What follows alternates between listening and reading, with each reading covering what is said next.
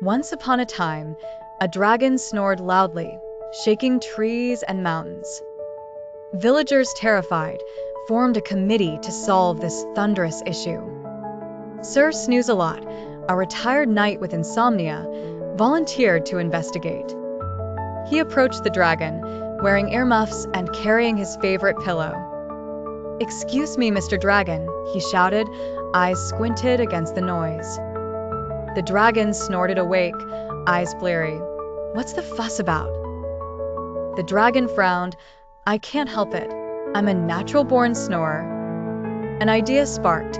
Sir Snooze-a-Lot had seen anti-snore gadgets at the village market. Presenting the dragon with a gadget, Sir Snooze-a-Lot instructed its use. "What's this? An enchanted snail shell?" the dragon quipped, amused. That night, the village was shockingly silent. Some missed the rumble. Villagers renamed him Sir Snooze-a-Lot, the unsung hero, in gratitude.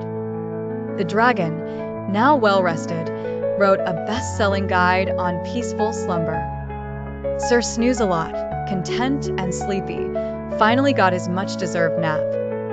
And so, they all lived noiselessly ever after, except on karaoke nights.